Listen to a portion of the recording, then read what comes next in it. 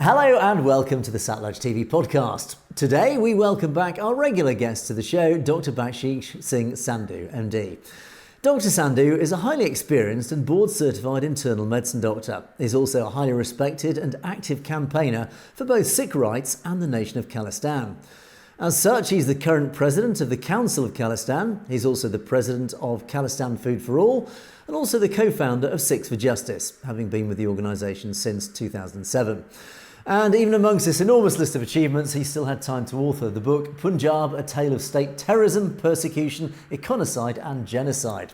Dr. Sandhu, welcome back. Thanks for joining us once again today. Thank you, Angus, for having me on your program, and also thanks to Satluj TV. A pleasure as always. Now, Dr. Sandhu, we're going to cover a few topics in today's discussion, most of which will obviously come out of the aftermath of Narendra Modi's visit to the United States. But let's start with, I guess, what was probably the most important topic on the agenda for both parties, that of commerce and trade. Now, we know Trump is a businessman. We know Modi is, let's say, partial to ensuring India's big corporations capitalise on his position as India's Prime Minister. But of course, the big problem for Narendra Modi is a very large trade imbalance between India and the United States. So let's talk about this imbalance. Do you think Narendra Modi got what he came for? Okay. See, what has been happening that India applies heavy tariffs on American goods. The idea is from India to maintain a positive trade balance in the favor of India. However, with the incoming presidency of Donald Trump wants to change that, because there is about 40 billion trade deficit for America. Means the America is buying more goods than India is buying American goods. So the trade balance is positive in the favor of India, negative in favor of United States of America. Trump wants to change that. And Trump has also stated that India is very tough on tariffs, means that India is applying very large amount of tariffs. So that has changed now. So even before Modi landed in America, Trump has said that we are going to do reciprocal tariffs. Means if you apply 50% tariffs on our goods, we'll do the same. And he said we'll do with all the countries, not only with India, but other countries that trade with the United States of America, they will face the same tariff. For India, it's a problem because India will have to buy more American goods and they will have to charge less tariff. So it's good for America, good for American companies, and it should be a fair and even playing field. So now the field is equal. 50% tariffs, that's 50% tariffs on each side. I think that's fair and equitable. And that's what President Trump has done. And that's not basically necessarily good for India, because India wants to maintain a large trade surplus, which is not going to happen. So India will have to adjust, buy more American goods, good for America, not so good for India.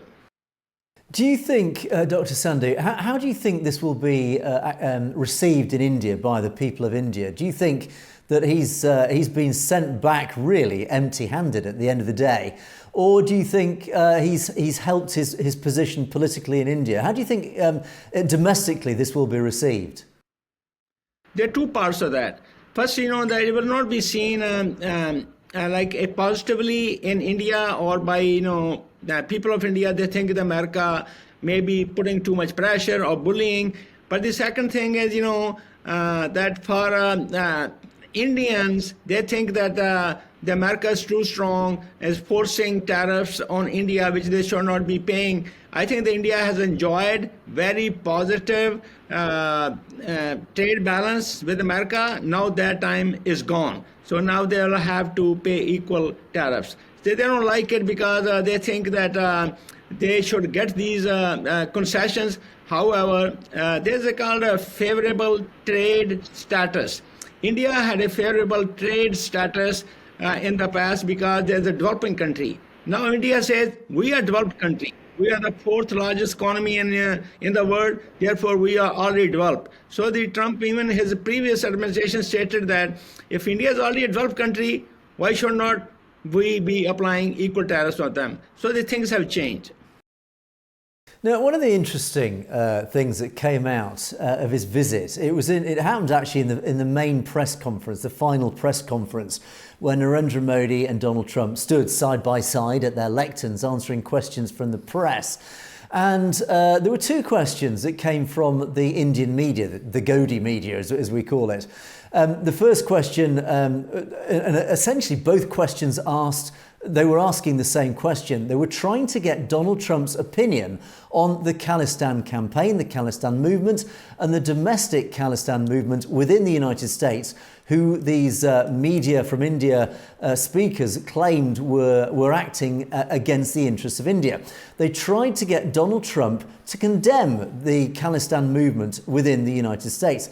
Yet Donald Trump actually refused, being the shrewd person that he is, and actually, ironically, the very good diplomat that he is. He was not drawn on this. He pretended not to hear, or at least said he couldn't hear the first question. And the second question, which was very clear, he just avoided the question and praised Narendra Modi in a very diplomatic way, but actually refused to address the specific question about the Khalistan movement within the United States. What do you think the effect is on the Khalistan campaign after Narendra Modi's visit? Well, I think the effect is very positive for Khalistan and Khalistanis. The Khalistani have been campaigning for independence of Punjab, self-determination, and that is taking hold. And President Donald Trump and even the other conferences, Indian news media always basically puts a wrong narrative and incorrect information. Indian news media says, oh, what are you going to do about the Khalistanis? And they portray Khalistanis as a negative group, which is totally wrong. So I think that America is pro-Khalistan. America wants us to hold a referendum. America allows us space. America gives a right to free speech, a right to association.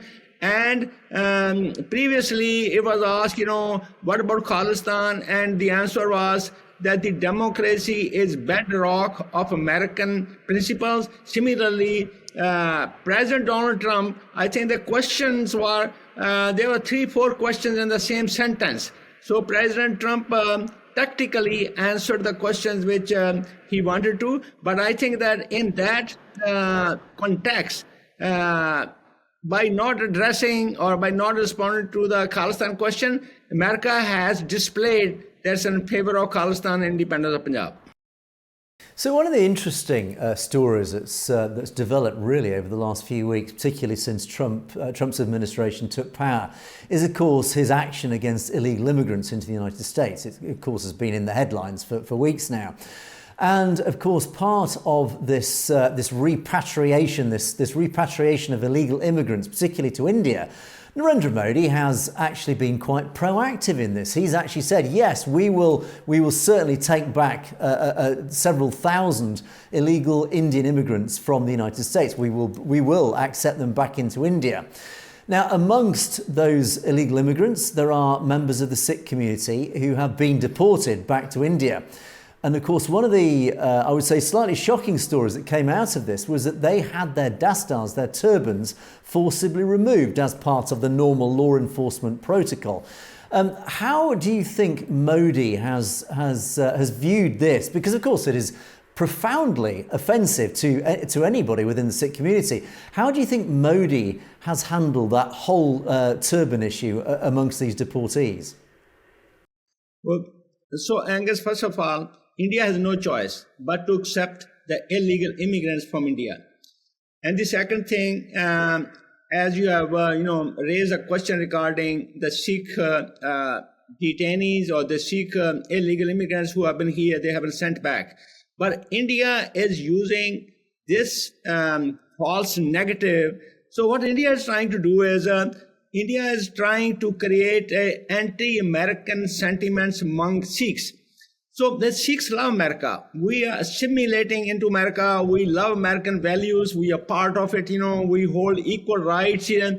So that's a positive about the Sikhs, that we are assimilating into the system, and the India doesn't like that. So on the other side, India is trying to have Sikhs basically turn anti-America. But at the same time, the America is trying to portray, India is trying to say, oh, look, the US decision is based upon basically anti-Sikh idea or anti-Sikh, narrative, but that's both these things are wrong. India is totally using false information. India has tried to basically distance the relationship or basically, harmfully affect the relationship between India and United States of America. It's saying, United States of America is basically deporting Sikhs because of religious discrimination. That's India's portraying. But United States of America is not sending the Sikhs back because of the religion. United States of America is sending all the illegal immigrants back to their countries, no matter where they come from. But India is playing the card like this. Number one, that when the plane arrives there, the Sikhs are arrested. But the other Indians, like from other areas and other states, they are escorted and they are taken to their homes. So by this, India is saying that India does not consider Punjabis as a part of their country. So India is basically trying to put in a negative picture about Punjab, about Sikhs, and they are basically trying to harm the relationship between Sikhs and America, but the relationship based on strong fundamentals, which will not be affected. And of course, one of the key accusations that we often throw at the BJP and Narendra Modi's administration is that he does take advantage of every possible opportunity to smear, to stain the reputation of the Sikh community. And one other element of these deportations back to India that raised eyebrows, that did raise many questions, was these deportation flights. When they landed in India, they didn't land, as one would expect, in Delhi. They landed in Amritsar. And this is despite the fact that a large percentage of the deportees were not from the Punjab. They were from Gujarat, actually, Uttar Pradesh and other states. There's only a small number actually came from the Punjab. So the question is then, why did they land in Amritsar? What's your opinion on that, Dr. Sandhu? Well, that's a very good question, Angus, because India wants to project Sikhs and Punjabis and Punjab in a negative view. So here's what the situation is. Why did India basically convince America that the plane should land in Amritsar? While the majority of the deportees, they are from other states, only 30%. But overall, the number of illegal immigrants from Punjab are very small in number, because the large number in the ratio of 750,000 illegal immigrants come from other parts of India. So why then India is making the plane land in Amritsar? To project Sikhs in a negative picture, project Punjab as a negative place, So other thing, they raised the issue about, turban, but some of the Sikhs, it was stated that they were asked to remove their turban. But India is playing this card basically against the Sikhs. India is saying, okay, why are the Sikhs asked to take the turban off? But India has killed more than 150,000 Sikhs. India attacked Golden Temple, killed 10,000 Sikhs, and nobody said anything. None of the Indians had ever said the injustice has been done to India. Similarly, there has been ongoing Sikh genocide and econocide. The Punjab economy is at the bottom. They are draining Punjab's water, natural resources, and there have been extrajudicial killing of Sikhs in the matter of thousands or tens of thousands. Sikhs have been extrajudicially killed.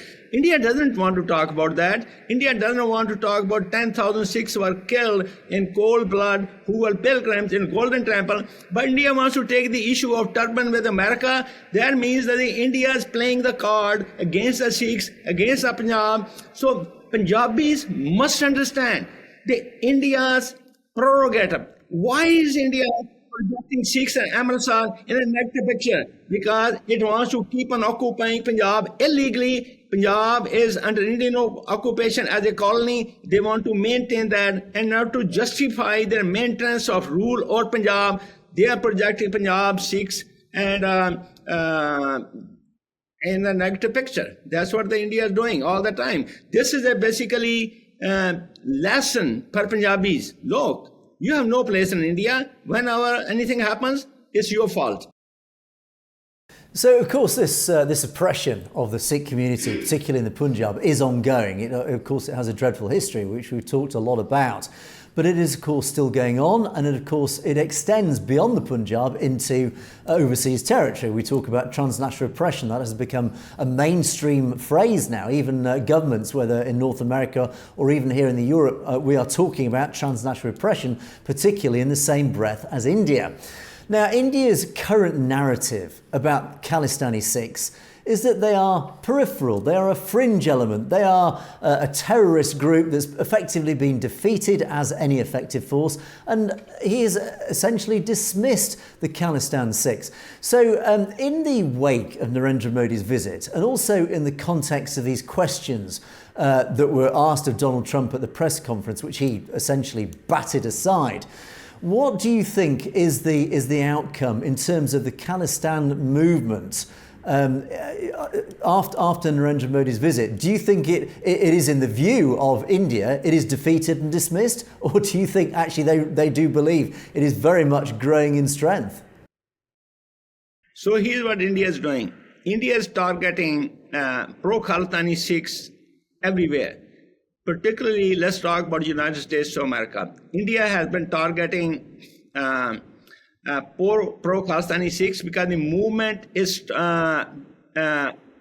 basically being controlled from United States of America, number one. Number two, they keep on saying this is a fringe element. Fringe element basically means there are few people around the periphery or something who are asking their rights. And that has been defeated multiple times because millions of people have come and voted in the Khalistan referendum. And this is not a fringe. It's basically a mainstream ideology among Sikhs. They want to get free. So if India thinks it's a fringe element, then we are asking for holding a referendum in Punjab. So why does not India want to hold a referendum in Punjab? They know that now even more than 98% Punjabis of all denominations, Sikhs, Hindus, Muslims, Jews, everybody, Dalits, they want Punjab to be liberated. So India is basically trying to downplay the importance of Khalistan referendum and campaign for right to self-determination. Second thing you're saying that India is falsely labeling Sikhs as terrorists. But we have repeatedly challenged India, come to the World Court, come in any neutral court, and we can prove that India is carrying out assassinations, the repression of pro-Khalistani Sikhs. But India doesn't want to do that. So all the false information, if hundreds of thousands, more than 100,000 Sikhs have been killed, attack in the Golden Temple, and now the assassination of Hardeep Singh Nijjar in Surrey, Canada, and attempted assassination of Gurpratap Singh Pannu in New York City, and other assassinations like Avtar Singh Khanda in UK and Paramjit Singh Pandra in Lahore. All these things are clear evidence that India is carrying out assassinations of Sikhs. So who's a terrorist then? So we are the victims of India's state terrorism. We are being killed, but we are not killing anybody. We are not basically creating violence. We don't believe in violence. We don't promote or propagate or originate violence. It's the Indian side.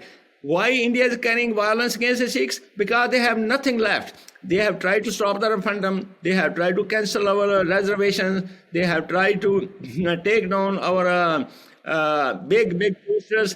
But India is losing the game in the referendum, and they have started transnational assassination, repression, and we are taking very seriously.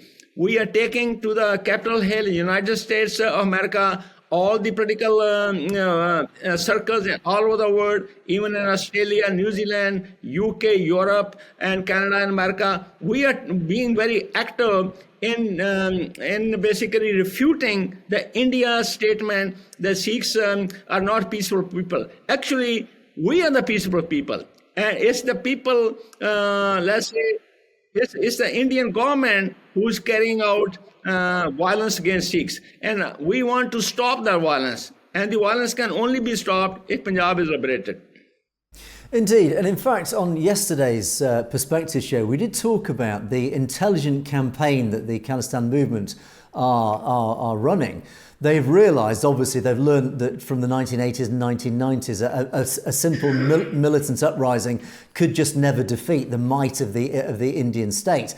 So instead, they have turned to a much more intelligent and, of course, a much more peaceful route.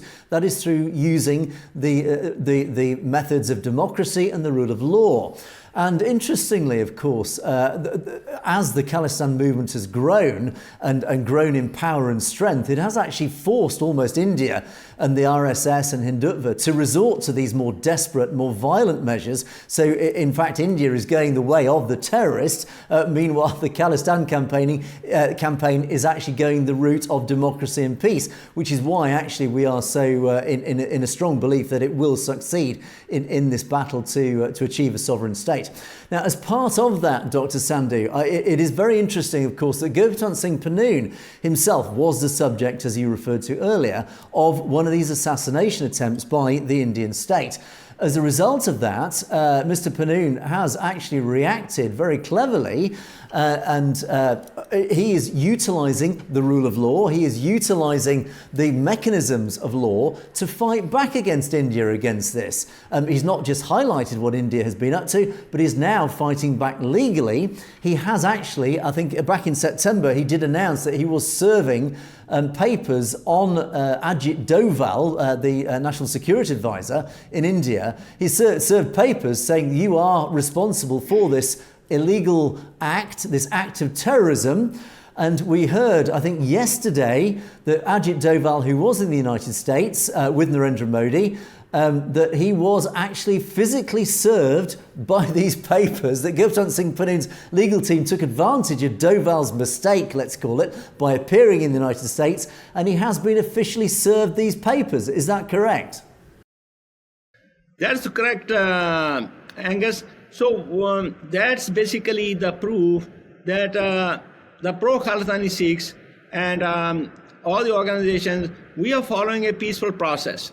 So in that one, we have the U.S. Department of Justice has filed a case against Indian nationals who are basically like Ajit Doval, who was National Security Advisor. Similarly, Sumant Goyal, who was at that time the head of RA. And that includes also Vikas Yadav. Against them, they have filed a case by the Department of Justice, because the Department of Justice wants to know who are involved in the attempted assassination of Gurpratap Singh Pannoon. That case is going on. And you have mentioned that Ajit Doval has been served with a summons in reference to that. That's all legal and peaceful process. What India does, India has basically escalated the Modi's narrative of attacking Sikhs, repression and transnational assassinations. So what has been happening, the Modi has said from the stage, we'll come to your home and kill you. And also the new RA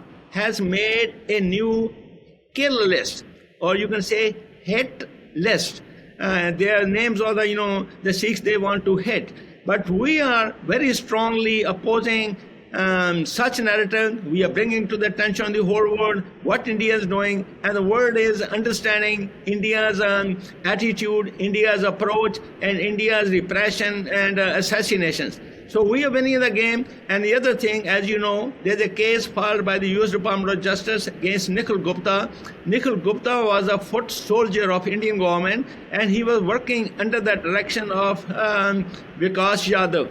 And Vikas Yadav was taking directions from National Security Advisor Ajit Doval and Sumant Goyal, and ultimately from Modi. That has been exposed.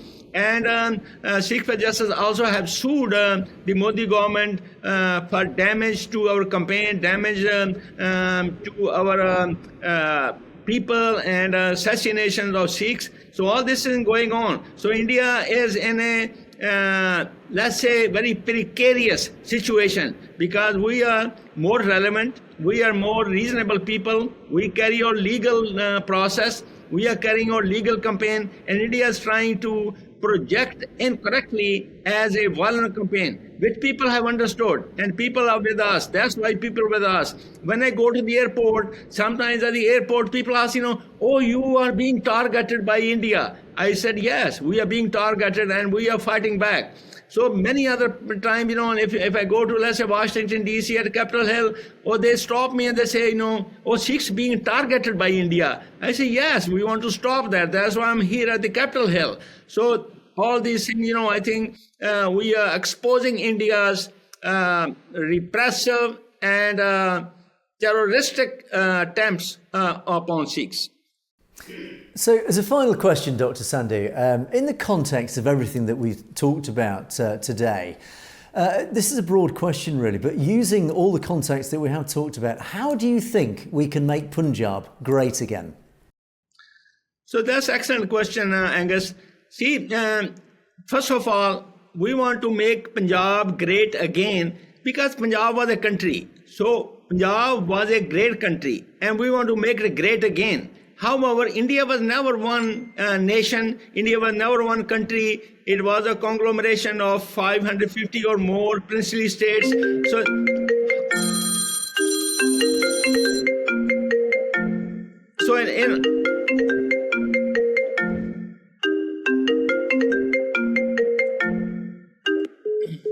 Sorry about that, Scott. So we want to make Punjab great again. Based on the fact that Punjab was an independent country, is now occupied by India, is under Indian control, and is a colony. So if we want to make Punjab great again, we have to liberate Punjab from Indian occupation. We control our resources. We basically make our people economically wealthy. We make our people educated. We make our people smart. We prevent suicides. And not only that, we create law and order. So now in Punjab, there's no law and order. There's economic poverty.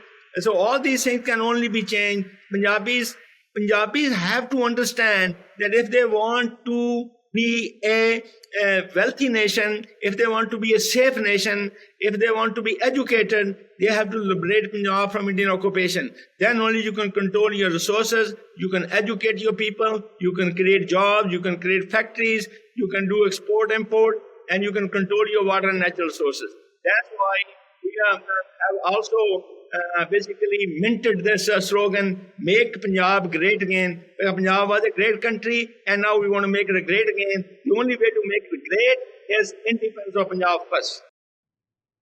Which makes the message very loud and clear. But unfortunately there we must leave it, but we will be talking again with Dr. Sandhu soon to continue the discussion. Dr. Sandhu, it's been an absolute... Thank you for having me. It's been an absolute pleasure as always. Thanks for joining us.